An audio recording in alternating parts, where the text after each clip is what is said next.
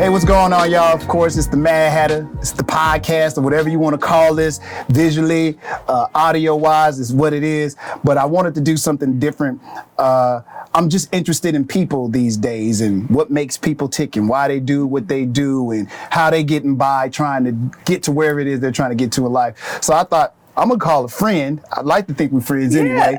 I'm going to call a friend by the name of JJ and find out what she's been doing. For those that don't know, let me go back a little bit. JJ worked at the radio station that we both worked at the same station a couple of years ago. And this is going to be weird, but she inspired me. The reason why y'all don't hear her no more, because she inspired herself to make a move and do something else with her life. Yeah. And she inspired me to do what I did. So if you ever want to blame somebody for me not being on the radio anymore, here's the inspiration. That would be me. She truly really did inspire me. And sometimes you just need a little nudge, and there was enough of a nudge in the building that made me go, you know what? I've been talking to JJ for about a year, and I don't think she understood what our conversations, because we would have lunch and stuff of that nature, and I would just be asking questions, and we grown together, but I'm asking each question because probably I wasn't very happy. Yeah. And I wanted to know how it was seemingly to me for you that it looked like you just made a decision one day and you said, you know what? Take this job and shove it. I ain't working. And I admire that. You did that, and a lady by the name, I had her name in my head. Who else did it? Older lady that worked at the radio station as well. Myrtle. Oops. Anyway, she didn't quit the station because they did anything, but she quit though, and I was inspired by it. And I was like, she had today's gonna be my last day. I'm burning out. I'm like, where you going? I'm going to somewhere in California. Wow. And I'm like, why? And she just, why not? I said, don't you got family? Well, my daughter's old enough. Yeah. I've done everything that I wanted to do, and I always wanted to move to this particular area, so I'm going to do it. I'm like, wow. And this all around the same time, I don't know, when you made your move, all these things were happening. I thought it was a higher power talking to me, and I'm like, well, what you going to work doing? Because that's important to me. Yeah. How I'm going to make this money. How you going to make the money? She said, I don't know, but I'll figure it out. What a bold move. You gonna figure it out. So my brain couldn't understand, and I'm one of those kind of people, before I make a move, I gotta ask a lot of questions. I gotta understand where it's coming you from. Did your research. You were not playing. You I researched to quit. I did though. And then another friend of ours that kind of made a similar move. I'm like, wow. And it's so empowering because most people don't have the guts. Oh yeah. Because it takes a lot of guts, because you're taking a leap of faith. Oh yeah. And it's really blind. Yeah. There may not be something there to catch you. Oh yeah. As you make this, and then when a person like you do it, you got this kid that y'all can't see that you got to take care of too. Yeah. And it's a bold move. And I guess before we even get to all that, and I just want to explain some of that to you guys. Who is JJ? Where is she from? How is she here? And then while you're explaining that, and before we even do that, give me 5 words that could describe JJ. Oh. And I could get to know her better. Oh man, gosh, this is good. You're so good at this. Let's see. Passionate. Introvert. A little crazy. Okay. That might be 2 words, but if you combine it, it's a little crazy. You want to put the lid on it? We're just gonna go with crazy. Giver and mom. Oh, okay. Got to put that one in there. I got you. Yeah. The crazy one, I'm going to think about that. Well, I guess one day you go to work and go, I quit. That could be a little crazy that could for seem people. Crazy. But I don't know, because it maybe was planned for you. But I've done it before. Oh, have you? Okay. I have. I was actually thinking about this the other day, Hatter. I've quit multiple jobs. Really? I have. Now, was it to go to other jobs, or you just got to a place? Even the first time I quit a job was when I was in Cincinnati. That's my hometown. Mm-hmm. My first full-time radio position. I was doing overnights. Mm-hmm. Okay, overnights is 2 a.m. to 6 a.m. Not too many people hearing me in Cincinnati, Ohio, okay? But this is a funny story because I was up for the midday position and I knew I was going to get it. I had been in the city for 3 years on the radio. It's my city, you know, like this is my job. I'm good at what I do. I'm in the club 3 times a week. People know me in the city. Like I'm going to get this midday position. And a woman named Terry Thomas got the job. And I was sick to my stomach. I did not know that. I was so traumatized. Like, wow. I just knew this job was mine. And so she came in. She was also a music director. And I said, you know what? I got a vision. I'm going to move to New York City and I'm going to work on the radio. And so I quit. And I remember having this conversation with her, you know, like, Jay, I don't know if you want to do that because a lot of people go there and they end up working at the post office or, you know, and I mean, I get it. I get for some people, and it wasn't just her, but lots of people were saying that at the job, like, don't do it, don't do it. But I could not see it any other way. And out of 288 radio stations in New York City, I only applied to one. I wanted to work at the Heritage Station. I wanted to be at BLS because Frankie Crocker and like, they build legends at BLS, right? And I was like, I gotta be at BLS. And so I did. I left and I moved to New York. I did not work on the radio there for 3 months. I begged Vinnie Brown to give me a job. I called him every day. Wow. Every day but Saturday and Sunday. And sent him packages. You know, you got to send creative packages and all that stuff. And then finally I got the call. And I wasn't qualified for that job. We know I wasn't qualified. I was from the little natty. You know what I mean? Like, but I did it and I didn't see it any other way. So I guess like when you think about taking those risks, I've always had a vision. So I don't see things any other way. I'm going to be okay. Like I'm going to make it. And at that time, my vision was just so clear. I saw myself on BLS.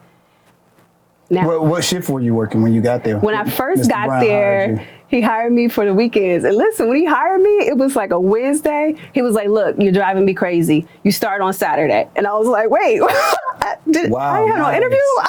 I'm like, oh, crap. And so I started on the weekends. He ended up firing the night girl, JC Jordan, who I think has the best voice ever on the radio.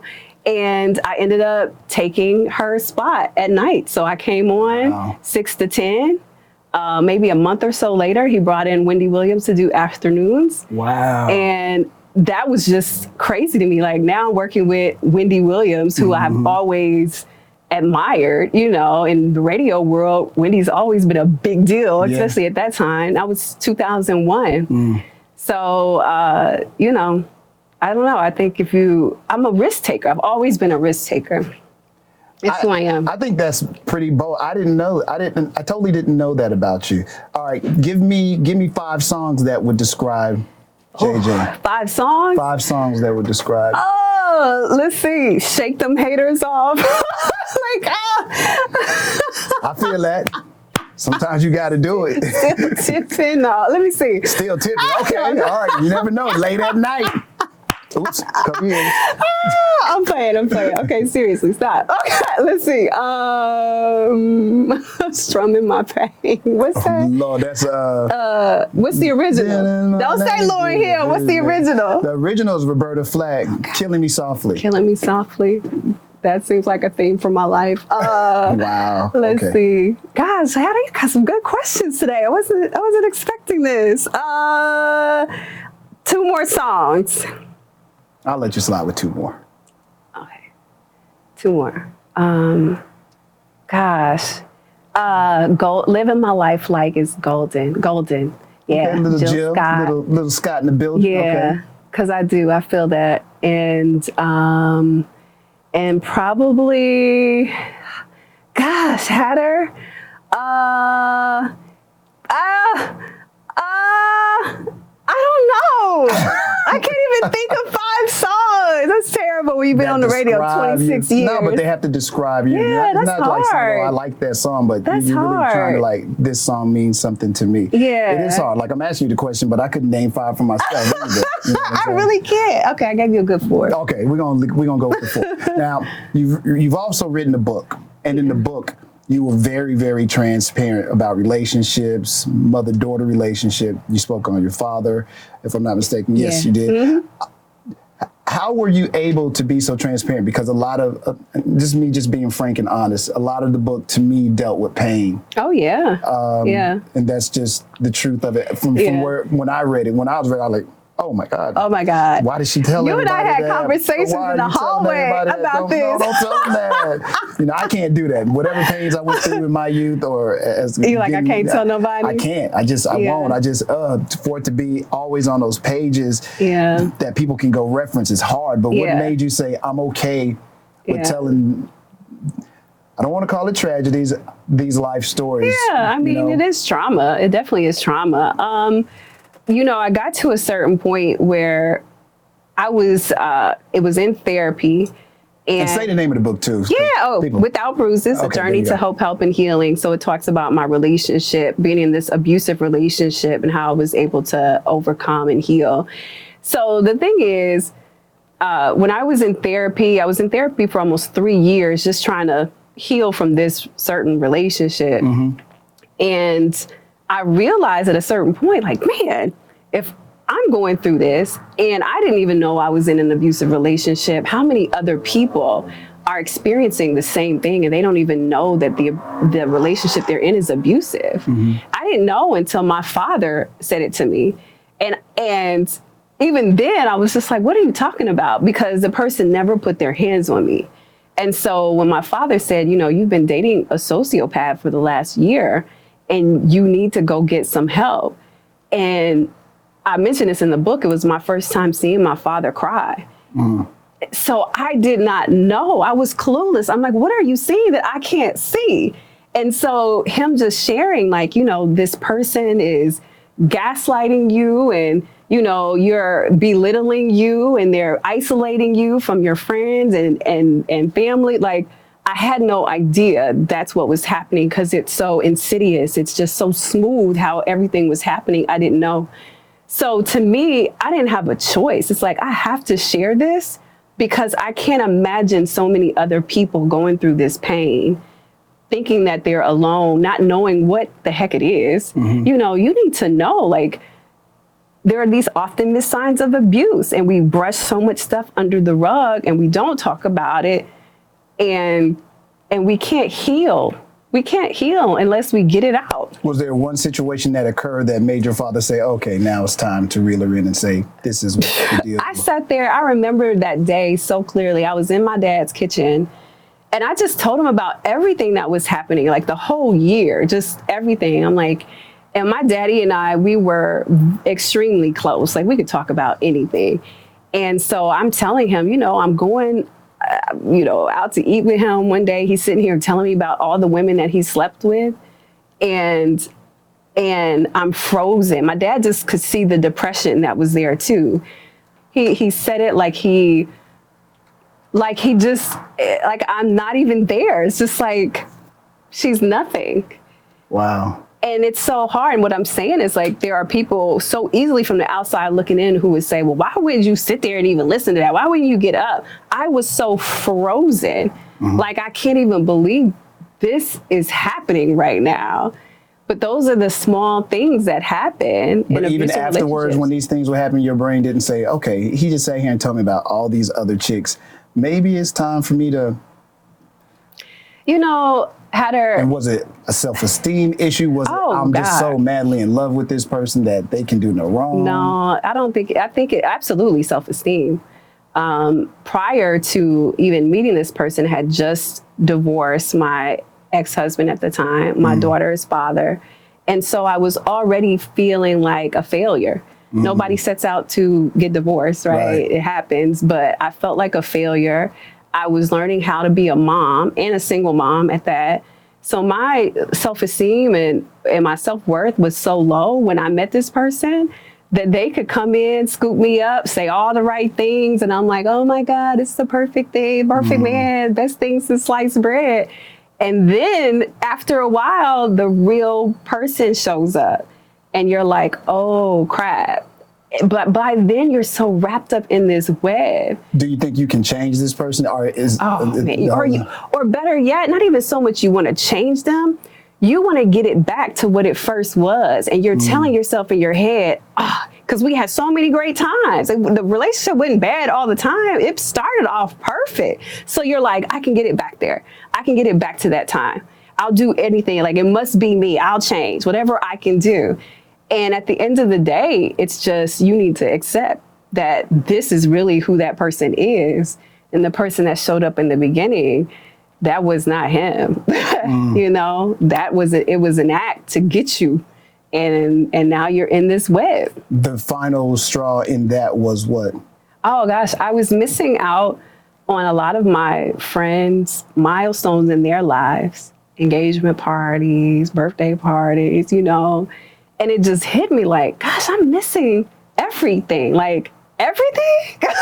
Like, it was just like, I just stepped back and I could see it. Like, oh crap, I don't see my friends. Like, wait a minute. And that was it. And like, literally having that conversation with my father, it just woke everything up. And it's painful. And that's why it's so hard when people say, well, why don't they just leave that person? It's not as easy as you think. It's like, I compare it to like smoking cigarettes. Like, I can sit here and say, you know what it's doing to your lungs? Yeah, watch a YouTube video, right? But you got to do it for yourself. And it's not easy. It's a hard thing to do, or people would just do it, right? Yeah. And it's the same thing when you're wrapped up in this web and your brain is so twisted up because this person has just toyed with your brain this whole time. It takes time. It takes healing. It takes therapy. It takes work to really get your brain back together. You're a huge proponent of therapy. Yeah. I have yet to cross that threshold. I think for some people it's super, super necessary. Yeah. I think for the rest of us, we just ain't doing it. You know what I'm saying? But why won't you do it? Why won't you do it? It's something. Somebody sits there and they get to make money off of my pain. Yeah. That just don't play with me. But the doctor makes money off your pain too, right? Yeah, that's different. How is it I'm different? feeling something and just fix it, or tell me how to fix it. There's something about me. I get to pour out all whatever to you, and you get the secrets and all that, and you get paid to know my secrets. What a benefit for you. Hatter! Oh my gosh, it's so much more. But but I feel like Jesus knows.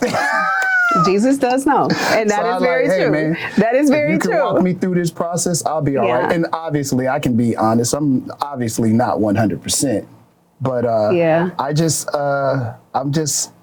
It's not easy for everyone. I mean, in our culture, we have been told you don't tell your business to everybody. Right. I remember, like, this was my argument with my dad. I said, when he said, I want you to go to group therapy, start with group therapy. I said, everybody gonna be in my business. He said, everybody's in your business on Facebook anyway. And I was like, all right, good point. Okay. Wow, your dad didn't have to hit you there. He did. He hit me hard. I was like, oh, okay. But I mean, I just look at it like, these people are trained to understand how the most important organ in your body works, right? And there are some things you're right, we can do ourselves if you got the tools. There are some people who don't have any tools. Yeah, right. You know what I mean? Like how we are raised, that all that means so much, right? Some people don't have anything to go off of, and they really need to sit down and get the tools and the guidance and the structure on how they can heal. I'll think about it. I know somebody. I bet you do know somebody ready to take my cash. I done saved. It took me too long to get that little bit. No, really, it's definitely something to really, really think about.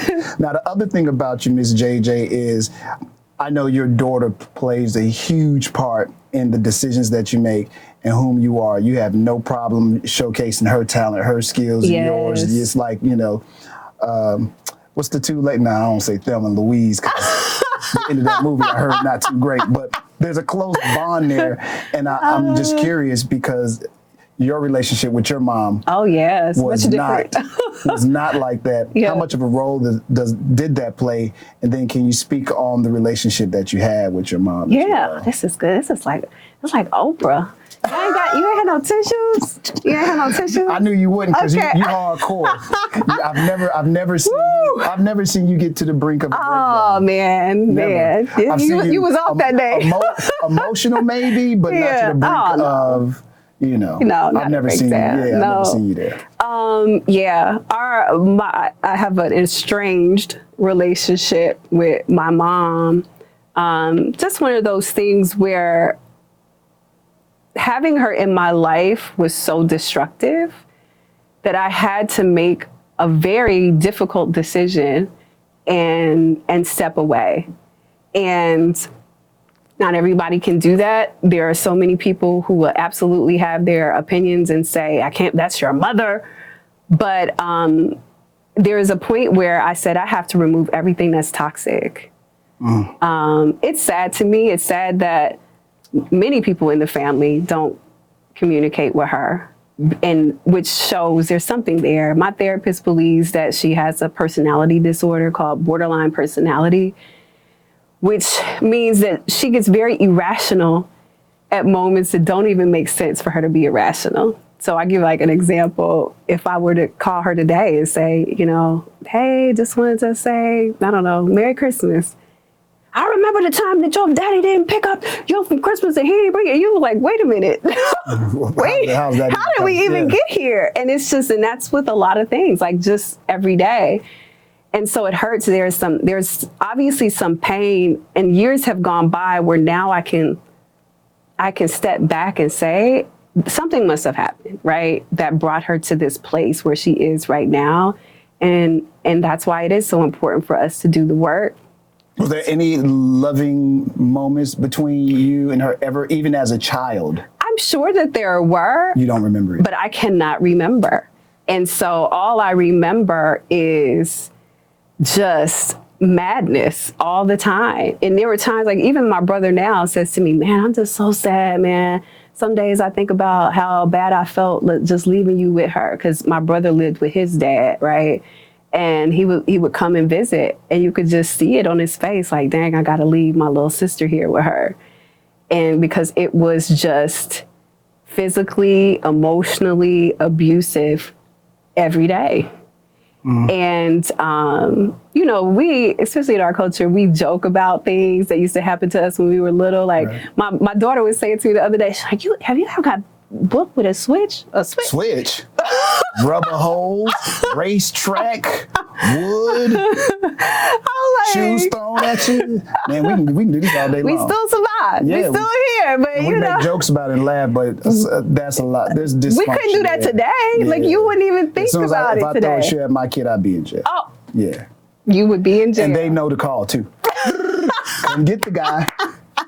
That's how we're going to do it. Hatter. You know him, right? Madd Hatta. Yep. This will make a great news story, Yeah, too. come on over. Oh, my gosh. Yeah, come on over. So I decided with my daughter, I would just do things differently. And one of the things that I do with my child that I know, because, I got my mom's DNA in me, okay? Mm-hmm. So she in there. And there'll be moments where she about to come out, and I'll be like, hold her back.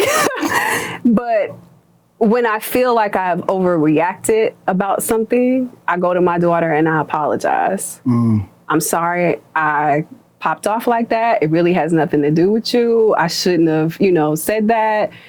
And because I want to take accountability for my actions. I want her to know that as a grown-up, we can do that. As a parent, we can still do that. She knows that I'm her mother. She knows that I love her more than anything in the world. And it's our relationship is so important to me. We have talks about everything. I couldn't talk to my mom about nothing. Boys, my mom found out I was on birth control pills. She went through my room and I got put on punishment for having birth control pills. I wasn't even doing anything at the time. I was just like, this is the thing to do. Girls go to Planned Parenthood, get birth control pills. And I got beat. I got beat, and then I got put on punishment. And it's just like, I don't want that for her. I want her to be able to say, hey, this is something I've been thinking about, and let's have that talk, you know? So I'm doing it. That really sounds good in theory. You're a man with two girls. You said it's a whole different world. I'm sure it's harder as a guy. And I'm hard on mine purposely. Yeah. They don't understand it now. I just feel like the world is an ugly world, and no one gives a crap. And so I got to make sure. And I learned how to love because of them too. Like prior to them, I never hugged my mom. I never kissed my mom. I never hugged my sister. I never kissed and then I learned, girls need that. And maybe men need it too, because we never heard it, seen it. There was no exchanges of I love you. Yeah. There was never exchanges of pats on the back. So, you know, my whole background is probably brutalized as well. Yeah. You know, with that amongst other things. Yeah. But I thrived off of not needing those things. So when people need those things, it's confusing to my brain. Wow. So like my kid, the oldest, like, you never told me you were proud of me. You should know that. Oh, no, but we don't. Some people, everyone's so different. If I'm telling you, you doing your thing, you doing your thing means I'm proud of you. You got to know how to take the lingo and change it for you, though. But they need it to be descriptive and shown and acted out. And it's hard for me. It's hard if you've never had it. A single fella should not have two girls and just be thrown into that world and say, teach them. Yeah, you definitely need some. Yeah, you need some balance. But at least you recognize that, though. Well, I apologize to him now. Like, hey, I know I wasn't the fun guy. You got the stern guy. But I promise you, when you're 30, you're gonna be straight. Yeah, gonna be all right. Yeah, you're gonna be all right. Yeah. But this ain't my show. This is all on JJ. Good, though. No, You're always been interesting to me, JJ. And like I said, when I found out that you quit that day, I said, "She what?" You found out? Did you see my letter? You saw my resignation letter. You talking about afterwards, like? No, you saw before I left, right? I don't think so, JJ. Did you not? This is good. This is good. Y'all pay attention to this. Did you not find my resignation letter on the computer? I promise to goodness, I don't remember this. Really? Now, J Mac knows everybody's stuff, so if anybody found it was Mr. Mac. That would be true. But I really don't remember if I like, hey, did y'all see this, or JJ might. I don't remember that. I really want to say I don't remember that. Because I had heard you saw the letter. No, You know, people just be talking sometimes too. If I saw the letter, I told you. I saw the letter and I told everybody. I couldn't believe it. No. I accidentally put my letter in the computer on the studio. I wrote my resignation because the day that I quit, the day that I put in my letter, which was just the day I was like, this is it. This is the day. Maybe somebody else saw it and say, "Hey, did y'all see this?" Yeah, and then that's how it gets out. But I don't remember for sure. Okay. But I assure you, I will make a call after I leave it. Hey, man, do you remember? Oh yeah, remember we were talking about it? It was crazy. And so I'll find out for sure, but I don't remember at this point. But it seems to me I got the information. I'm like, she did what? Yeah. Like, did anybody know? Like, no 2-week notice, nothing? No, she gone. Yeah. Like, wow. And in a weird way, it was inspiring. Wow. Because I think most people in life, we are slaves to whatever it is we're in. Mm-hmm. We're slave to a job, we're slave to our parents, we're slave to this, we're slave to culture, the things that we've learned and been indoctrinated with. We're slaves to the indoctrination of so many different things. And if we just take the time and stop, like even with, and I don't want to get too deep, but the belief of money and the value that it has. But all these things were created and gave value that we're willing to kill over. Oh, yeah.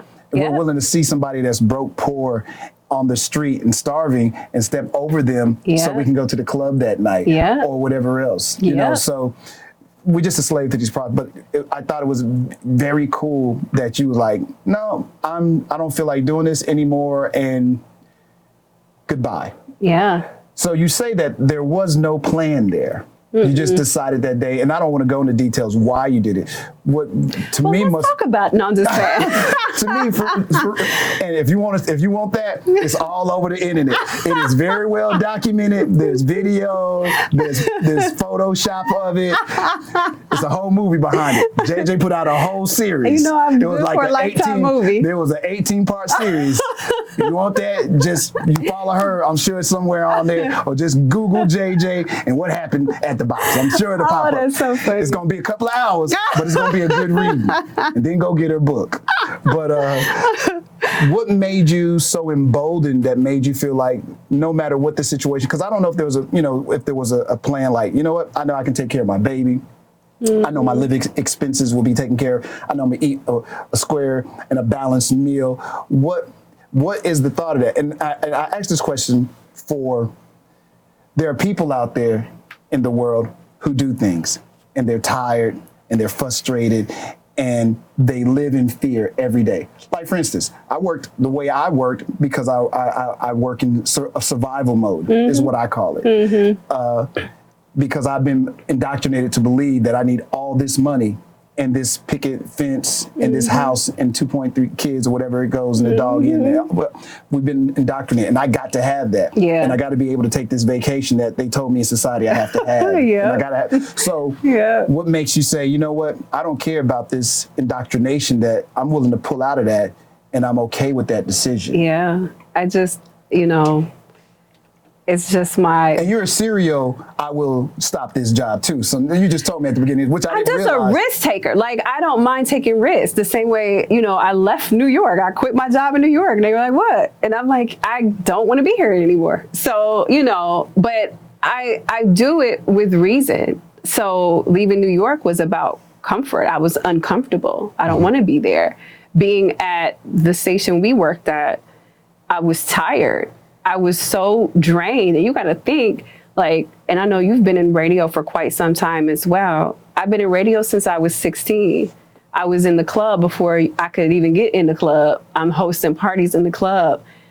I'm so worn out. We're talking about 26 years. You get burned. And it's just like, my daughter, and every year, my daughter, will you come have lunch with me? Will you come have lunch with me?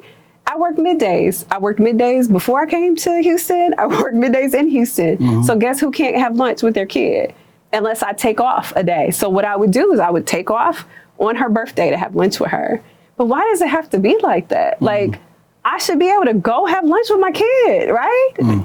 There's only going to be one moment. Like, she's only young once. Yeah. So to me, it was just like, what is more important? So, I had a panic attack. I ended up in the hospital for 2 days. My supervisor calls me. She says, hey, you doing too much. You trying to do a book. You trying to run your foundation. You trying to do this, trying to be a mom. Something has to stop. And so I actually decided, you're right. And I'm going to stop coming there working for you.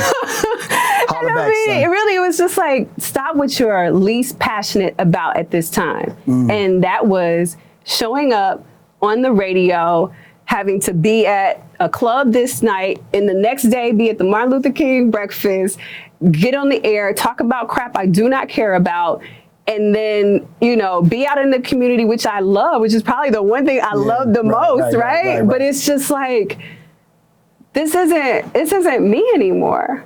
And so I felt like I've outgrown it. Now, don't get me wrong, like, I miss radio. I love it. I love what I do. But I also love my kid. And I also love the freedom to go, like, think about it. I've in these last couple of years, gosh, it'll be 5 years in January. Really? It'll be 5 years. Happy anniversary early. But, I've gone to Australia. I've gone to London, and all I kept thinking when I was going to these places is, I couldn't have done this if I was still working on the radio, because I only get 7 days, right? Technically 5, and then it's like, I wouldn't have been able to take 10 days off earlier this year and then take 10 days off later. Like, who wants to do that? Who wants to have your schedule wrapped around someone else's vacation?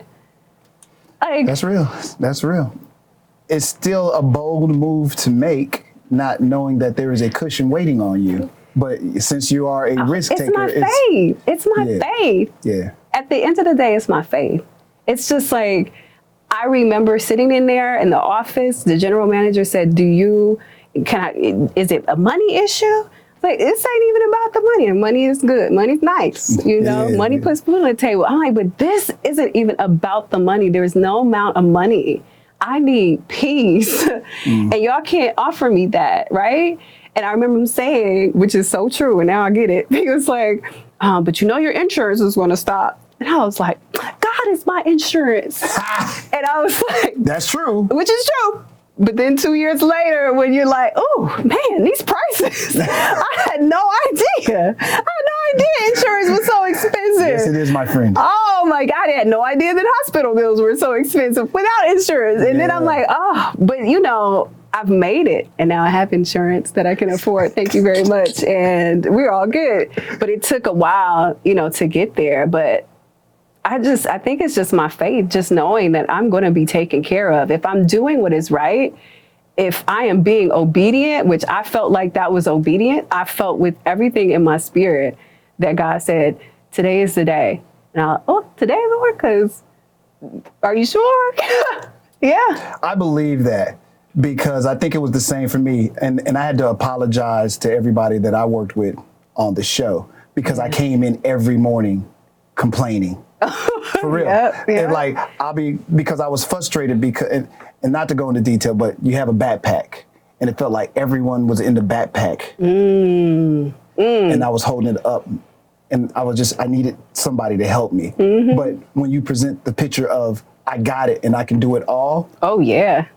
The world will let you do it all until you break. Whew. And so I was in there every day complaining, blah, blah, blah, blah, blah, blah, blah, blah, blah, blah, blah. And then they cut the mic on and we'll be laughing and joking. And because the show must go on. Yeah. And then the microphone go off and I'm like, man. If people only knew that we are the absolute best actors and actresses, because you don't know what we're going through on the other side. Right. But we know how to turn that mic on and give people what it is that they need. But you know what? And this is why I think podcasts are so big now, because people can be on there and express their vulnerable sides. Oh, yeah. And that's what makes, you know, like if you watch a Mike Tyson podcast, Mike Tyson will tell you about all the crazy stuff he did and why he did it. And you look at him, he's still Mike Tyson, and he will like knock a hole through my chest. But yeah, I'm still frightened. But it's intriguing to listen to him show that side and be emotional about stuff. And I think that's what happened to radio. And I don't want to go too far into that, but it is not passionate any longer. No. It's just people promoting whatever needs to be promoted by the people. And that was not my problem at the time. Like I said, mine was a backpack issue. I had the ability to talk about what I wanted. If I wanted to say that I felt bad, I probably could. But I didn't feel like that was my job. I felt like my job was, there was already somebody feeling bad. Right. Going to work at a job that they didn't like. Why do I want to now throw on you my bad shit, excuse me, that's happening? Why I want to put that on you, though? When you already gone through some bad, you've given me your time, because you want me to play a couple of songs that you like, and maybe if I did good that day, I made you laugh a little bit or gave you some information that you really truly needed. So I was dedicated to that mission. And it wasn't about me. Now you might give your opinion quickly. Oh, well, I feel like blah blah blah blah blah blah. What do you think though? So now you call and you tell me, and let's banter and debate now amongst ourselves. But it was a job that's not about you. It's totally, in my opinion, 110. To me, the good jocks. Good air personalities are the ones that are giving. You know, since I mentioned podcasts, what is your take on all this? Because in our business, we were always telling, I tell people this all the time. Regular DJs back in the days, up until like maybe the last 2 to 3 years, because now they go hire people who got the podcast to do these jobs now. And I'm cool with that. But I think it's funny because these people who created these big conglomerates, they're the reason why the business is what it is, but they don't take any ownership of that. Because what happened is they said the most important thing was that song that was playing that's #1 on that Billboard chart. That's all being fabricated and all it goes back to that machine I was telling you about. But anyway, we all play the game for the machine. I get it. So we'll move on for that. We've all been indoctrinated with all these things. But they told you, you can't talk that much. Music is the star. Yes. Shut up. Yes. Talk quick. It's funny, years later, a podcast is nothing but a hyper extended morning show without music. Yep. People just talk. Podcasts, I think, are great. There are certain people, I believe, who have found their niche, and they are great. Like I listen to some of the people, like I forgot the name of the podcast right now. The folks who do the how they made it or how they made it big, where they talk to different CEOs of companies and who hear their backstories. Those podcasts are so dope to me. Noriega's podcast is great. I do like Nori. I stopped It's fooling with Joe amazing. Budden, but I think I like Joe too. he did his people wrong though. But yeah. But you know, There could be a backstory to the backstory. it could be. You never know. It could be. But I think there are still so many people who wanted to be on the radio, who were like, oh, well, now I can get my own microphone and it's like, Right. oh, okay. But it goes back to your why. Like, why are you doing it, right? Like, what is the purpose? If you're doing it because you want to hear yourself talk, then okay. But are you doing it because you want to give somebody something? Like, at least radio, like you just said earlier, it's so intentional. We're supposed to entertain. We're supposed to provide information, and and of course play the music, because music is the star. And so I've heard that so many times in my career, but this is what we do, right? And inspire. But I just think people are going into it for the wrong intentions. And that's why you have so many, everybody and their mama wants to do a podcast. But the great ones are few and far between. Oh yeah. But there's a lot of attempts of people doing it. It That's why I is. think it's interesting. That's why I pick and choose and do them at my leisure. And people, a lot of my friends, they get on me like, well, people want to hear your voice. Why? They heard it for 30 years. See, And I would want to listen. I don't have anything. I feel like literally I don't have anything. Everybody says the same thing. Yeah, it's bad. It's so just bad. another way. It's just your take on the same thing. Yeah, and Like watch CNN. Watch CNN and Fox. We're talking about the same issue, but I got this slant and you got this slant. Oh yeah. And both of y'all know lying. Fox gonna always have a slant. Well, they both have a slant. Yeah, they do have a truly slant. both They have a do, slant they because do, you don't know they what do. anybody's real purpose Oh, is. yeah. And the bottom line is the bottom line. Yeah. The bottom line is, I'm going to appease this sector because they're going to bring me a certain amount of dollars. Oh, yeah. And we're going to appease this sector because it brings us a certain amount of money. Yeah. And Yeah. what happened, as I'll switch it all the way back to radio, they've allowed all these other things to get in the way, the bottom line, and not radio be what it once was. Oh, yeah. It's Thus so the popularity of the podcast. So now they just run out there and what do they do with the podcast? They swoop them all up. It's like, oh, really? It's just interesting. It's just interesting to watch the dynamics play out and how the industry is changing. Oh, yeah. Do you Now- think radio will last, though? I think a person's ability to listen to music the way they want to listen to it will be there. Will we have jocks who go to a radio station and go blah, blah, blah, blah, blah for 4 hours a day or 5 hours a day? I don't really think so, because I don't think that the medium massage the audience the way it should have. Like, if it went back to the way they, this is going to sound funny and some people will not. I understand that a lot of things are digital because we have this digital landscape in which we live. But I think frequency is what I call it, when you can hear it on the air, and digital can be merged together. And I don't think no one does the things that got radio to be as big as it was. Yeah. What they've done is, we can make money by doing this. So we just care about money. We don't care about community. We don't care about this. We don't care about giving you information. And traditionally, black radio was, we know those people weren't going to give you the information. Right. So if you listen to Black 104.3, Right. we're going to keep it real black. Yeah. We're going to tell you where the march is going to be. Yeah. Where Mrs. Lucille's chicken and sauce is going to be happening. Where you can go there for the cook. Where you can get some free clothes. Or so radio, black radio traditionally was that. Yeah. And over the years, when those that saw that, those urban people, black people, they spending money. So we got to figure out a way to get our fingers. And hey, I'm over dramatizing it.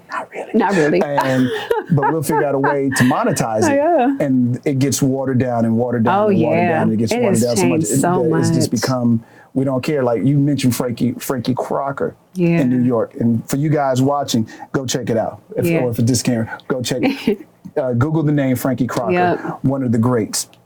But what made Frankie great is Frankie did what the F he wanted to do. He did. He sure did. He had a cool vibe. He was into what he was doing. He was a true curator of the music. Oh, yeah. You know, one of the stories is like there was a song that came out and Frankie liked it. Could have been paid for it too. I don't know. The song did turn out to be #1 hit, but Frankie played the record all day long. He said, you know what, I like this record so much, we gonna just play it all day. And all day they did. The record went off, it started over again. God. And those are the things that made radio unique and cool. Name something unique that you heard. And I don't really listen to radio that way anymore, and I can't lie. But I don't hear people in the broadcast medium doing interesting things. No. I hear more people doing interesting things on podcasts. Oh, yeah. Like, I want to hear you talk about money and how I can double up the money. But see, but that's a niche though, right? So like, once you find that niche, then it makes sense. But what you said earlier about everyone's just talking about the same thing, it's just like, yo, you got to find something, but that shows you people, and I say this in the best way that I can, people don't know themselves. And it's just like, so you don't even know what to bring to the table, right? So you don't know what you can even talk about. So you do what everybody else is doing. And same thing with radio. It's like what made us different. And there are jocks that I love them because of their, their sound. There are jocks that because back in our day, it was about the sound of somebody's voice, right? You knew like, I just want to hear their voice. And then that grew to, the personality, like what are you doing that's different? Back when I first got into radio, I think it was Doug Banks doing mornings. And I just remember. R.I.P. Doug Banks. Yeah. Oh, man. And so I remember them doing like a soap opera in the morning. It actually, and it was just like, that was something different. Like, I want to hear this soap opera in the morning, right? There's this great guy, Madd Hatta morning show. You may have heard of them, but like. I like that guy, actually. But like to hear these different characters that some people on the show would play. Shout out to Jim Bees. Okay, Jimbo. I know we were shouting out some people. What's up, Jimbo? Jimbo's very creative. Yeah, I mean, but it's just like those things that I want to hear Bishop Beasley in the morning. Like I want to hear that because it's different. Right. Because I'm not getting that across the street. But you know what? To me, see, not to cut you off, but I think what happens is now they just gossip, and that's okay. And that's what you're into. I can't do. But I used to always call us a full service morning show. Yeah, you're going to get these jokes. You're going to get some of that old school, and you mix in a lot of the new school stuff too. And I think that's why we had such a broad range. It was like a family though, but isn't that like a family? But I think that's what it should be. And you have to have a commitment to the community. Oh yeah. And our commitment, that was #1. Oh yeah, with that, absolutely. With that show that we did. Oh yeah. The community was #1. And if there was a storm, this city can tell you. Oh yeah. We were still on the air. Yeah. Like, for instance, COVID. I would have probably been up there all those weeks. Oh yeah. I would have been there doing the play-by-play. Yeah. We would have did bits. With 2 masks. Jokes. She's there with 2 masks on. Yeah.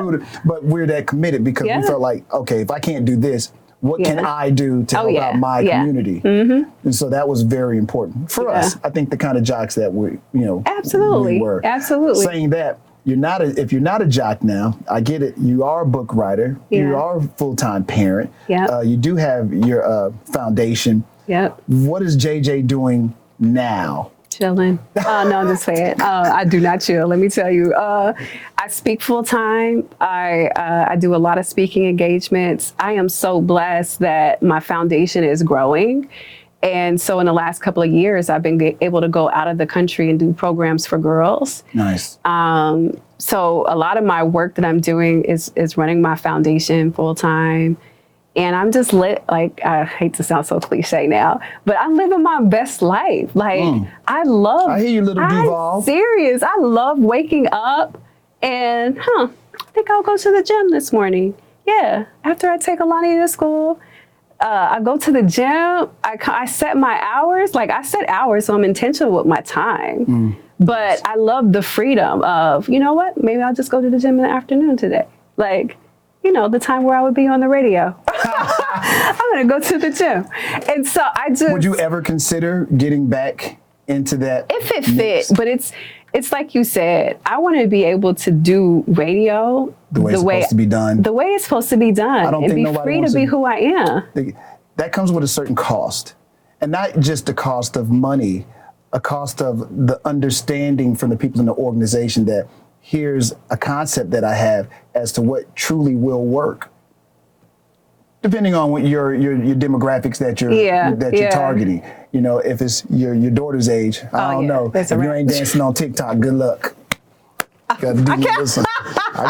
See, no, TikTok queen. She wouldn't feel that. TikTok queen. If you ain't doing that, I don't know. But there was a time where the whole family could be digging the same thing. Oh, and I think that's what's really wrong. Oh, you know, you got only the kids like this one. Yep. Only the people between 25 to 34 like this one. Yeah. Only those people right there like this. Yep. Only the white people like that. Oh, Only my Hispanic brothers and sisters want that. Yep. Everything is just so, you know, there was a time when it's good for everybody. Yep, it was. You're so right. And again, we allow people to figure out how to take advantage of all those different things and indoctrinate us into a new belief. So we should start our own radio station. Is that why I'm here? Is this an interview? No. I don't know. You know, I love radio. I love when people inspire me, when I hear something inspiring. It would have to make magnificent changes. Yeah. And there is no amount of money or understanding, most importantly, understanding as to vision. And everyone is looking for money right now. We just came out of COVID. Everybody lost money right now. Every organization, every human being is looking for a dollar and a dime. Yeah. Oh, yeah. So for you to come in and say, hey, I got this idea. Yeah. Nobody's trying. Let's do this. Can we make money? The first question is, how much money can we make? Right. Yeah. Well, immediately you might not make a cent. Oh, no. DJ Bubby off the streets. Let's get you in here. Not only are you a good price, you only cost $32,000.62. You're going to just shut up and play a couple of records. Yeah, so, you know, I think but you're right. You do have to build your own thing, and you do have to think entrepreneurial. And I'm glad for so many years, I hope I said that word right, for so many years, you know, I've done different things. So I don't look at money much the same way. But as I told you earlier before we started this, my brain is hardwired into to hustle. As soon as you wake up, what are you going to do today to make a dollar? Yeah. And at the end of the day, if I haven't, because I trained myself like that for so long, it's hard. Yeah. My so you're kind of reprogramming yourself. It is, but it's really slow. My process has been slow since leaving the station. It's been very hard for me. I can't even lie. It's been hard. Do you feel like... Because I can't cut it off. Oh, yeah. I wanted to... Can I ask you a question? Sure. This is great. This is the JJ. This is what happens when you have radio personalities. It is. It's hard for them to like... But let me ask you this. Now, well, I struggled when I left this time. Well, because really it felt like I was leaving radio as a whole, right? Mm-hmm. I struggled with having an identity crisis.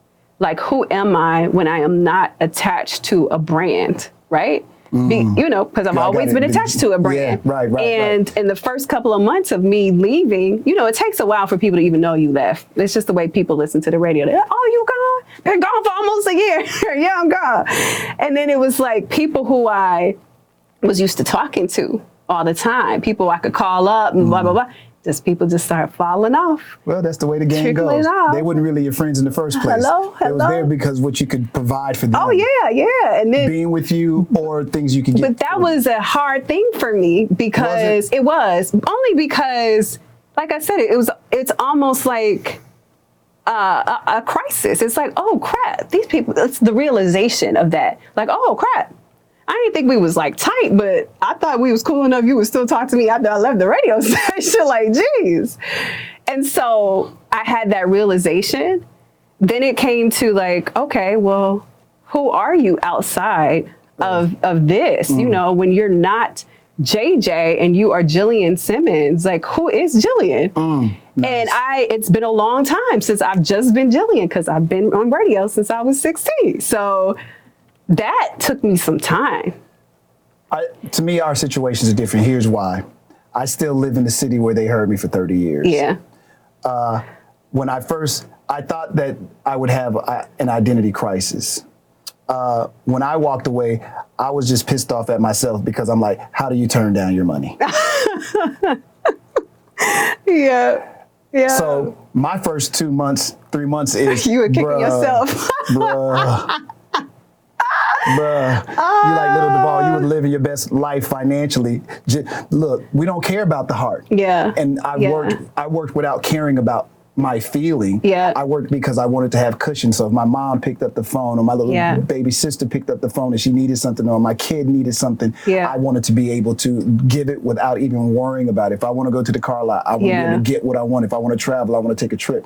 So I Yeah. worked my career by wanting to make sure my pockets were padded. It was Yeah. not, Yeah. although you still love the community and all that, Oh, yeah. you still, as a business person, you're driven to, and that was my thing. So I had to get over that, you know what? Yeah. You just, hopefully your investments, Turn out right. Hopefully you made the right deal. hopefully you made it. And that's why I was watching Bloomberg every day. Please don't be red today. Please. More green. If you watch, for anybody that watch Bloomberg, red days, bad. Like yesterday, I don't want to put this in the time capsule, but just know recently it's been a lot of red. Oh my goodness. A lot of red means a lot of money is being lost. Stomach is just turning. But when you see green, You're like, green, happy. At the end of the day, I would just always, I don't look at the numbers. I just look and see if I see green. Colors.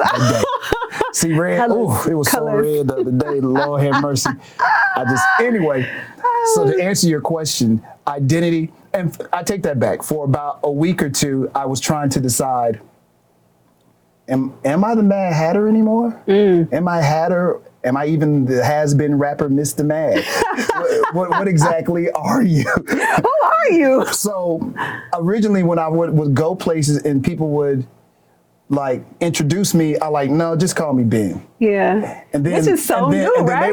they would look at me like, nah, we good, Hatter. And the community was like, you're never gonna be whoever, wherever Ben came from, you might need to take him back there. Ben is still in, was it we North all Carolina? grew up, listened to, and became family with Hatter. Yeah. So yeah. I stopped fighting it because I did go through that for like 2 weeks. I would tell people like, don't call me Hatter. Those days are I don't give a over. damn what your day was. I remember when you did it, and then you would hear all these stories. Yeah. And I'll be honest with you too. I didn't know how people really ever felt until I was gone. Oh yeah. Because as you well know, we were always over and daunted with hate. Yes. So we saw that people who hate, they let you know they hate you. Oh, they sure do. The people who love you, they think everybody loves you. Because everything's good, right?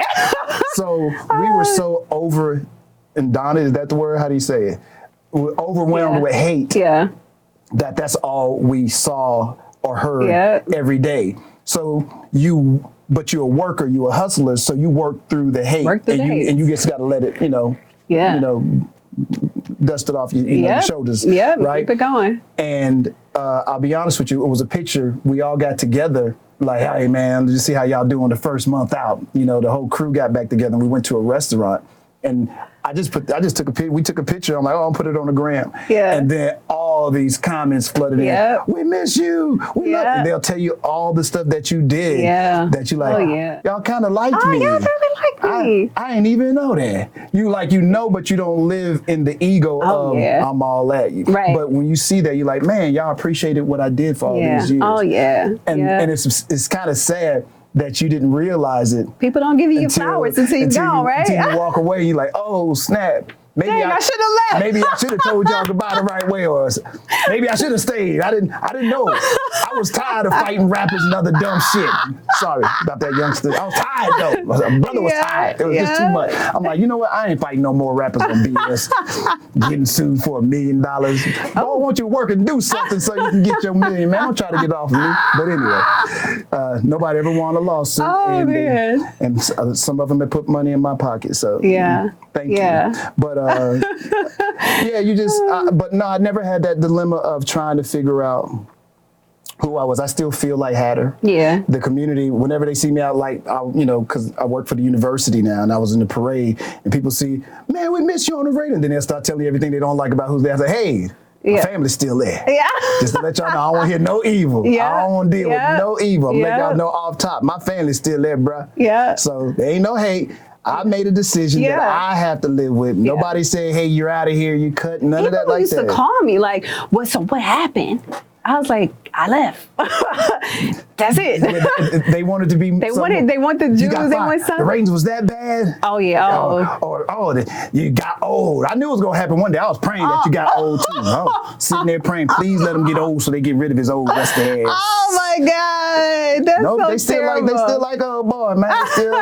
Still like old boy, man. You know. That's so funny. But no, so I never really had so I understand what you're saying though. You like I said, I did go. It is different because you have been here for a while, a long time. But the funny thing is now I try to distance myself from Madd Hatta. Yeah. Right? And the more I try to do it, it's the more people like, nah, like just this week, like, hey man, can you do this for me? Hey man, can you do this? And they all want Madd Hatta. They have no care for Benjamin. Benjamin is not moving their needle. But think about it, it's like that for everybody though, right? Like, I'll be sure. It's gonna always be I'll be sure. No doubt. Yes, he is. He can't be Al. He's gonna be I'll be sure. As soon as he walk up, I'm for your own girl. Yeah, as soon as I see him, I'll be sure. No disrespect, brother.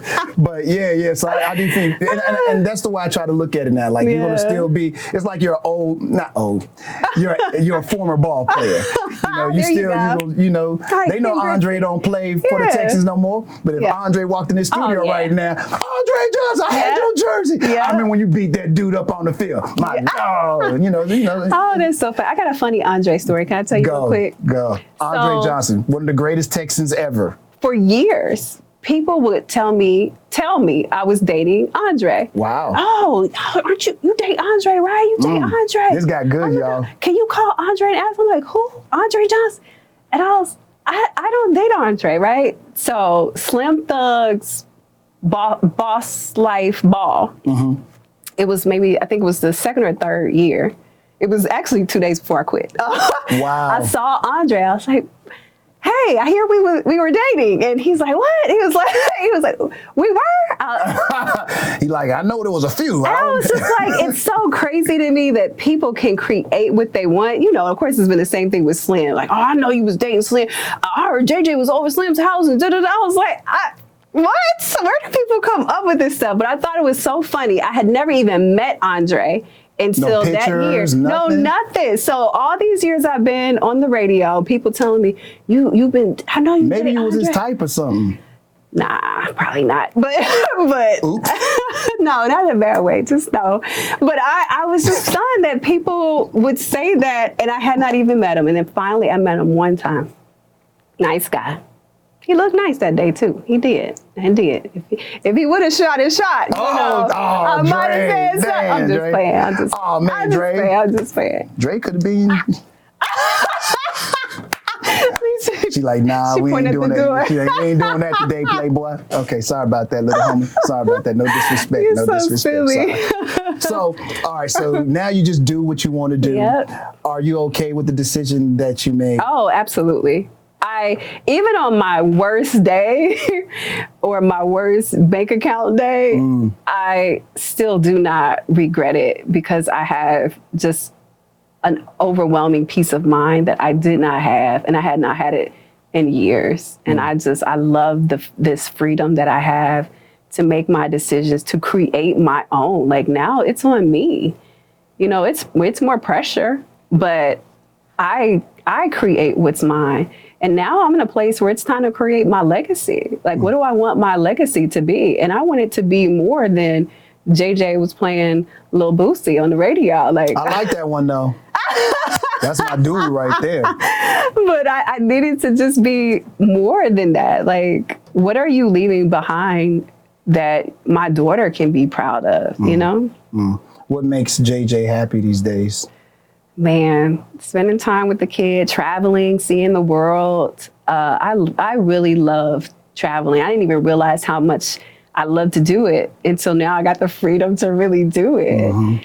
And my friends, is spending time with my true core circle of friends. I get to see them a little bit more than I used to because all my friends live all over the country. So that makes me feel good. Oh, and by the way, when you mentioned when you left, people not reaching out to you. Oh yeah. Because my circle was always small. There was no one to reach out to me. I don't got the homies. You're like, my home, I can count my people literally right here. But nobody even believed that you left. It was the way that you left. So many people were like, "Oh, he's still on vacation." There was no. And this is something people should know in radio. Number one, typically, you don't do a 2-week notice anyway, okay? So normally, if you say, I'm going to quit, there is no 2-week notice, right? They usually swipe you off the air real quick. Yeah, because they're scared that you might do something crazy. Yeah, or you're going to the competition or something like that. And I don't think they would have did that for me, though. I think they would have. If you were retiring, they would have absolutely given you the opportunity to say goodbye to everybody if it was a retirement. I didn't know what I was doing, girl. Yeah, but that's okay. But people, I feel like people were just like, he's still on vacation. I know it's been 2 months. He coming back. I'm like, you hear the Madd Hatta drops, and then as soon as you stop hearing those Madd Hatta drops, I was like, oh crap. He must be gone. He did it. Yeah, I didn't talk to nobody at first either. I didn't. People were trying to call me, and I think some people were offended or thought I didn't like them. I just didn't want to try to explain that to them. But I will say this: there were 2 rappers, and it's 2 of my favorite rappers in the whole wide world. Yeah. And it was cool because one is totally unexpected that called me, because we have such a unique and odd relationship. But there have been times when we would call each other on certain things. Yeah. So when that person called me, I don't know, I'm gonna just say, I don't care. It's Scarface. Okay. Scarface called and just said, "Are you all right?" Yeah. Oh, wow. See? He didn't call the gossip. Yeah. You good, G? Because when ain't nobody saying nothing and you don't know, they probably had the best ratings during that time, too. Just people trying to figure it out. You know what I'm saying? Like, this is going to be good. People going to listen every day. Like, where he at? Is that another parade like they did back in the 90s when he got the $1 million fake deal? No, this one was this one was a straight up exit. Wasn't no coming back next week on this one. But Face called me, and I thought that was so like, damn. Yeah. Scarface. Yeah. And I'm like, man, this made me love him even more. You know what I'm saying? I'm telling you. Believe it or not, Slim Thug. Oh, yeah. And I know this is a guy that don't even listen to radio. G, we need you on the radio, man. When something go wrong in the city, who gonna talk about it now? I'm like, wow. And then he like woke me up early one morning too. This is a guy, Slim ain't calling you and Face ain't calling you. They ain't calling me anyway. They ain't calling me. Slim took me out to eat. Like, you was for real? Like, you really did it? Oh, yeah, bro, I did it. But that's cool, right? Yeah. Because you don't know that those people, that means that there's a certain level of respect there too. Yeah. And obviously there's other rappers who you cool with and you talk to normally, your Zeros, your Pauls, your Chameleon. There's other rappers I definitely can name, but those 2 came from, like, I couldn't believe it. Like, wow, that's crazy. It's a big deal. But it made me feel good. I'm like, when Slim called, like, damn, maybe he right. Maybe I shouldn't. Maybe I should have went adult with it after all. I'm gonna get everybody to call you. Dang it. Start your own station. Why didn't you call me 3 weeks ago? Because they didn't know. Stave. You were still on vacation. But anyway, I have no true regret though. My only regret is that I wanted it to be an even 20 to go off the air. And that final year just be 20 years and just riding it out, having a good time. That's what I really wanted to do. So everybody, y'all know I'm getting ready to do it. Yeah. Start looking for whatever your next like move Tom Joyner, right? Like I wanted, even 20, and do that thing, drop the final album, do all that, have a great, that final lap. Yeah. Where you're not really running, you just jogging, you don't care what ratings are, just having a good time. You didn't do that. Nah, man, it just, sometimes, and as you know, and I'm in my part right here by saying, sometimes God moves you because he moves you because you ain't moving. Oh, yeah. Right? Oh, yeah. So he'll put a situation and he's like, you know what? You keep talking every day about how unhappy you are and you don't want to do this. We don't have to do it. Yeah. So I'm going to give you a situation that's going to make you decide that you ain't going to do it. Yeah. Yeah. See, first he give you a little shove. Then he got to push you down the stairs because you then he know me. What? Okay. How do we want? You know what? I'm going to go on vacation. I'll be right back. Yeah. Obviously, I'm still on vacation. And I'm still on vacation. Here's the thing y'all don't know. Here's the real game. 3 years I'm still on vacation. I am still on vacation. Oh, my Y'all still hear my voice on that radio? Okay, it's through some other stuff. I do. I hear the commercials all the time. Be like, you still get the check. Shout out to them, man. Those people came to me, and the young lady there, her name is April, that worked for Austin. She did research on me, and I almost didn't answer back because it was on Facebook. She got in contact with me. And I usually don't deal in Facebook. I deal in IG world. Yeah. So I just, you can send everything through to all your socials from Instagram. Yep, now you can. So, I'll go there occasionally. What's going on around here? Yeah. I'm going back to IG where it's popping. So I saw that there was a message, and there probably was several, but the first one on top, who's this? What? It was this long. We know you're not on radio. We really want that. I'm like, And then I asked another person that I really felt was a good friend of mine who was a lawyer. It was Justin. And I'm like, what do you know about these people? He's like, let me do some research. I hit you back. And he was nice enough. He did some research. And then I did my own research. And these people really just wanted me. Yeah. And they're a household name. And they were willing to pay. And there's a check. Heaven forbid I turned down a check. It's not that I wouldn't do it all right, but when they came along, they made me feel special. And then other people would come along like, damn, I'm like a radio station. I can just charge my own advertising fees. Nobody never told me that. Because you ain't know about that life. No, I didn't. It's a whole different world. And it's still hard for me because I'm not comfortable talking about money. I like to make it, but I don't want to talk about it. But if I do have to put a number out there, it's going to be big. You know what I'm saying? And you can do it. I don't know if I can do it. I'm going to throw it out there. And if I can't, I'm going to just keep on living, right? That's the way I look at it. But I do want to, because we're having this conversation, I wouldn't just be in the middle of a podcast and shout somebody out. But thank you to them. I think that was really, really cool. But you're surviving. Let me focus. Surviving. You're surviving. I am. You're okay with the decision. Any more books? So how many books you have now? I have 3 books. They are called? Man, I'm going to have to put these on the screen. We're going to have to put these on the screen, guys. Yeah, Without Bruises. That's the first one. That's the one that's going to make you go. Yeah. I can't believe she put that in the book. Have you ever read your mom's books? Oof, don't read the first one.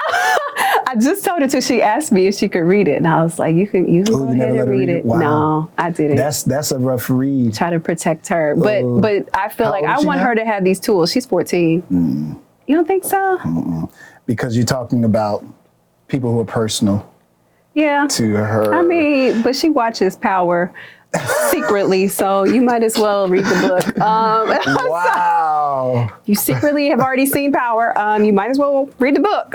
So Without Bruises, I have an affirmation journal. Which does what? It's called Respect My Crown. I'm not good with those because you got to write in it. And, yes. Well, oof, I'm not good with that. Yeah. Do men ever come to you like, I got the affirmation book and I'm in love with it? No. Okay. No. This is the thing that I would. It's mostly for women. It's for women. It's for women. But if a guy say, girl, I needed them affirmations and thank you. But you know what? Okay, so then I have my 3rd book. It's called All Falls Down. It's a daily study of scripture to lift you up when life has knocked you down. So I did a audio book of that. And the first person to buy it was a guy. He was a truck driver. Wow. And he wrote me and was like, I needed this. And I was like, all right. So yeah, those are my 3 books. And Without Bruises is also audio book too. Really? When did you go back and make it audio? Yeah. You did the audio yourself? Of course. I gotta read for myself. And Kathy Hughes wrote the foreword to my book. Nice. And Candy is the voice. Candy reads it. Candy reads your book or the foreword? Candy reads the foreword. She's reading on behalf of Kathy Hughes. You big time. Okay. I don't even know if Kathy read the book, but she definitely wrote the foreword for it. So. Well, that was nice. Yeah, that was cool. That was really cool. How hard was it for you to do that? I think that is so cool that you went back and voiced your own book. Oh, yeah. I'm going to have to go get the audio version. It's just like when I don't know if. Reading that is not kind of traumatic for you? No, but I feel like, who can tell my story better than me? And so you get the inflections. I want Denzel to read me. And I'm not mad at that. I'll get that too. Denzel should read me. And I'm going to have a picture of Denzel there while I'm listening. I'm like, yeah, I know, down south. So. Also like Don Cheadle. Yeah, oh, Don Cheadle. Ooh, Don Cheadle. Okay, I'm sorry. Okay, all right, this is good. But no, having Kathy even just be a part of it really put that stamp of approval on it for me, you know? And it was just like, I just need people to get this book. And I wrote it so it was a simple read, or you can listen to the audio book.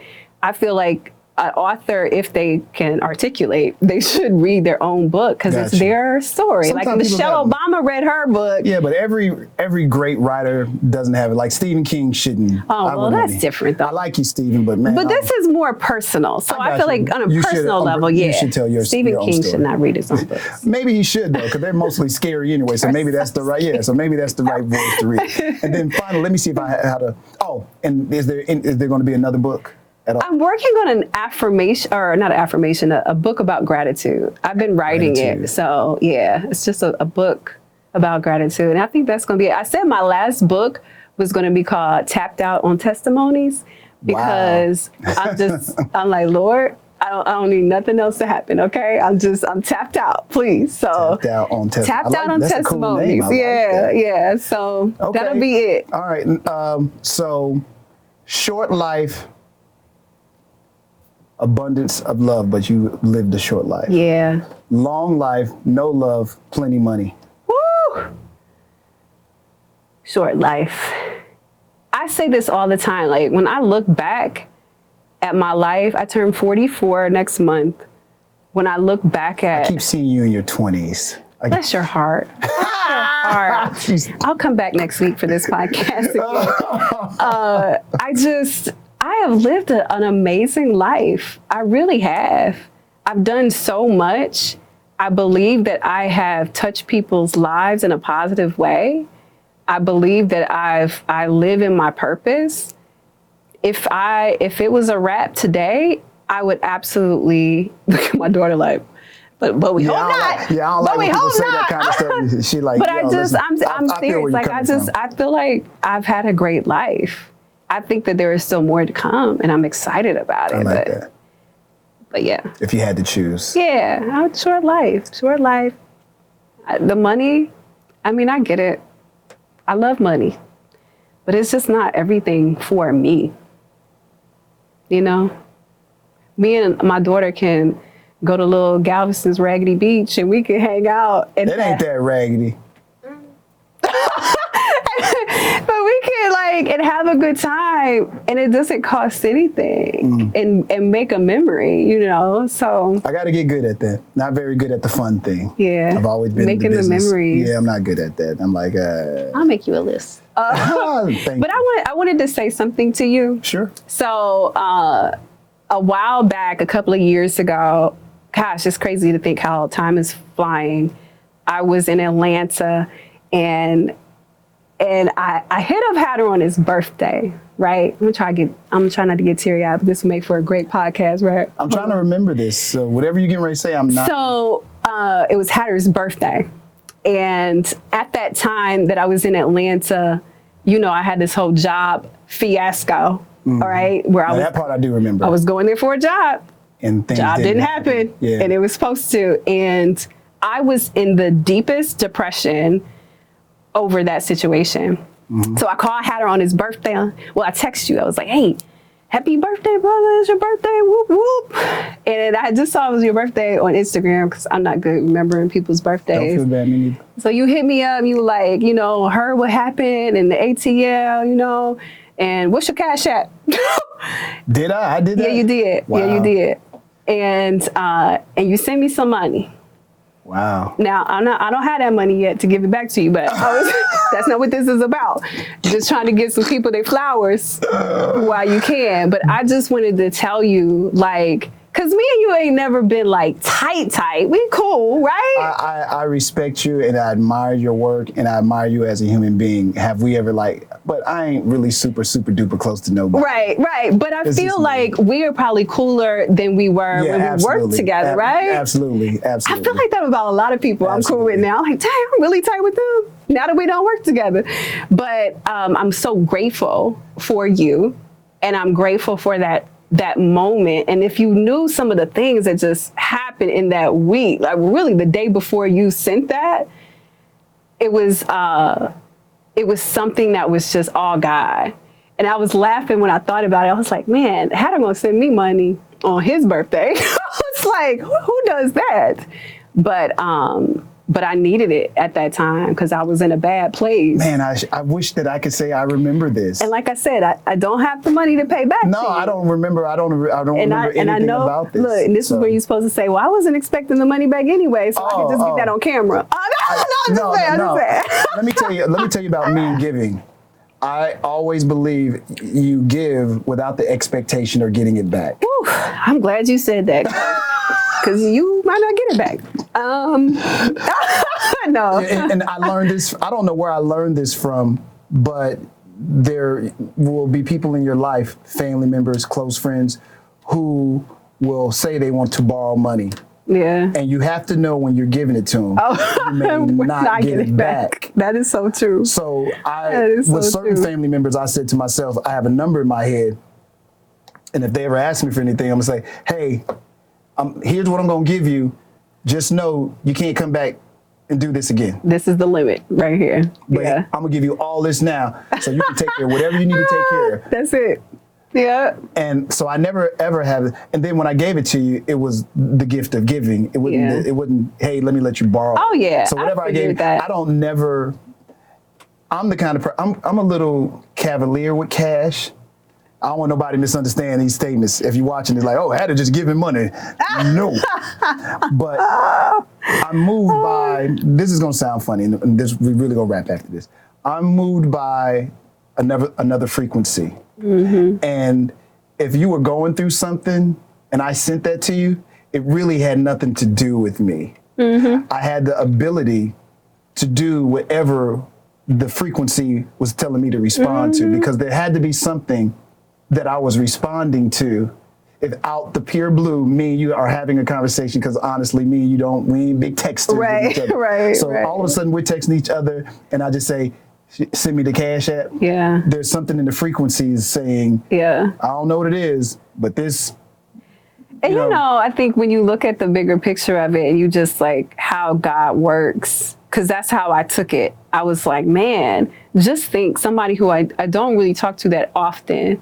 I hit him up really just to say happy birthday. I would never ask you for money. I don't even ask anybody for money, right? But on your birthday, for you to send me that, it was just like... That's a frequency. That's a response to frequency. Well, I just want you to know that I appreciate that. And I'm so grateful. And I'm just really big on, you know, let people know that you appreciate them. Well, thank you. It took you long enough, child.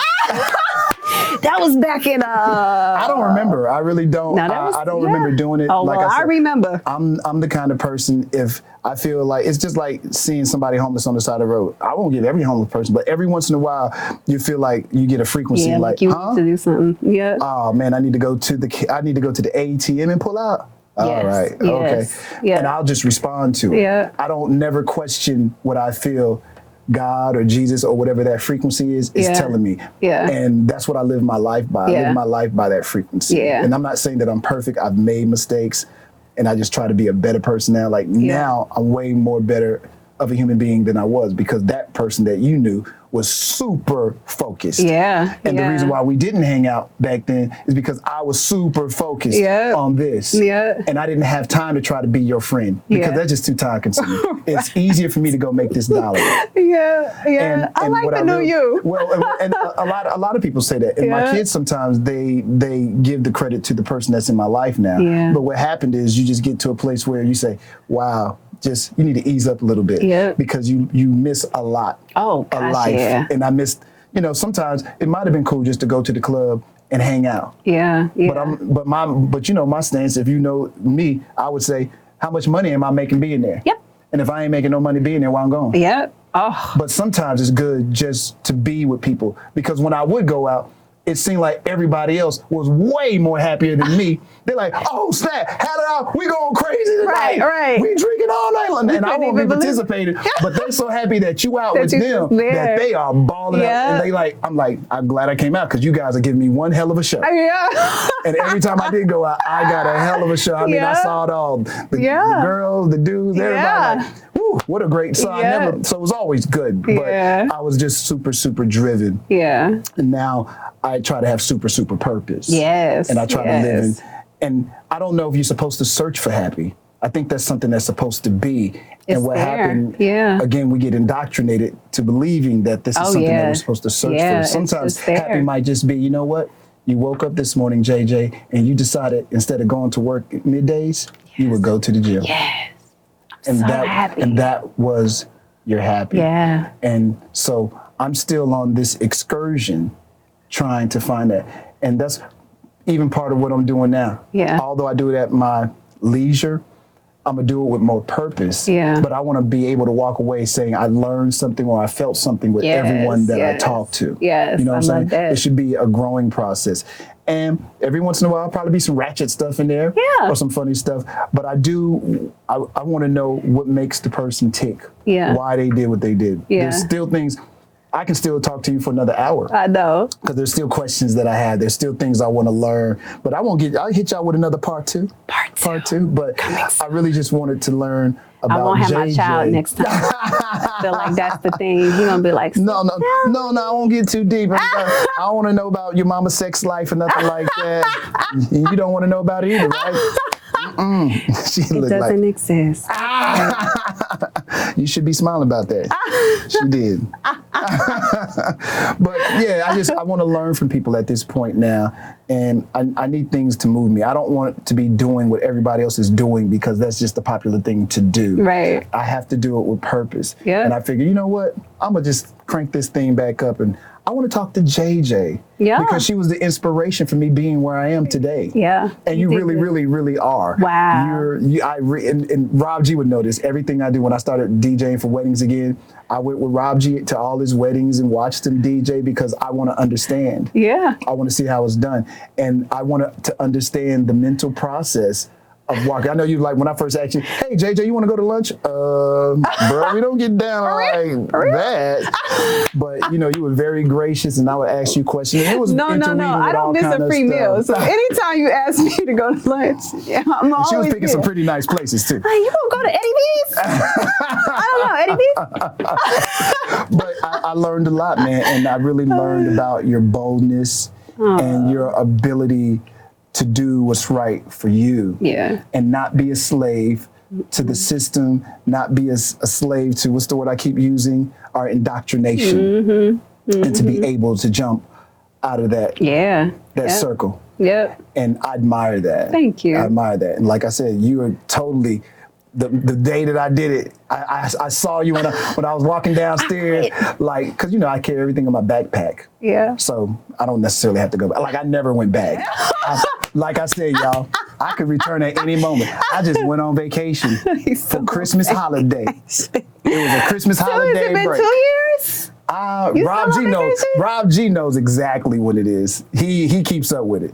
Cause he was like, hilarious. Yeah, because nobody knew that you were gone. None of us. We didn't know. The listeners didn't know. And I apologize to anybody watching this now that listened to the show. My apologies. You deserve that. I was just a very unhappy camper, but I was all about making that money, and I did that pretty well. Yes. But it didn't make me the best parent. It didn't make me the best friend because I was just driven by one thing, the goal to have as much, not to spend it. Right. Because I was spending, y'all can tell, man, I said the same thermos I used to always wear. Last time I saw you had that on. Yeah, I got a whole closet full of nothing but black thermals. He's like not Batman. White, green. I got He's one like white Batman. one. That's his outfit. That's it. Some black whatever, usually some sweats. And I love Vans. So I got like a whole bunch of Vans and Nikes. You know, you got to have your Jordans. So I got a series of those. I love tennis shoes. But the lineup is still the same. I don't like spending the money. I want to have it. Yeah. Just have it. And it's a bad, and it's, but it gave me the ability to do what I did. Yeah. I couldn't do it 100% like you, JJ. Man, but I still admire it. And that's why I wanted to do this with you, because there was more to learn about you. There's still more to learn about you. I think you're an incredible human being. Thank you, Hatter. I want to see nothing but great things. I'm one of those people, I'm going to just follow you on Instagram and watch the next development. Yeah, you know, and that's what coming. I do. So I wish I could be like, something's coming. Keep it, but I don't know what's coming. Sometimes you don't. And that's like okay. I said, I don't know what I'm doing, y'all. I'll be honest with you. I said I was searching for happy. I said that to y'all when I first did this. I'm searching for happy. and I'm still searching for it. Yeah. And I believe what I'm finding is you're not supposed to be searching for it. It's just supposed to It's come supposed to about. be. Mm-hmm. You know? Mm-hmm. And but I'll figure that out. Like even this. What are you supposed to be doing now? I don't know. I My love brain is it. still working. I love it. It still works the same way, and I Yeah. can't cut it off. Yeah. JJ. I can't like stop trying to make money. Stop trying to make money. Stop trying to make money. Slowly it says, Yeah. why don't we figure out your why? Yeah. Why do you need to make the money? Okay, Yeah. maybe don't Yeah. make it about the money. So Make you it could about the figure that bro. out in therapy. All right. And thank you so much. She calls herself Jillian Simmons now. I just know her by Miss JJ. Yes. We're her wonder kid over here. I appreciate y'all. There will be another one next week. I'm gonna keep these coming. I will be consistent, I think. Now, on one of these, I could end up on an island. If you see me on an island and you just see my toes, my ugly toes, that probably means the end. I found the happy, and it doesn't include anybody. It's me, my baby, and Aw, yeah, I got a good one. I got lucky. I love it. Thanks I'm for lucky. having me, Hatta. I Thank appreciate you for allowing yourself to be questioned with these dumb questions. I love it. I'll be back. Part 2 coming.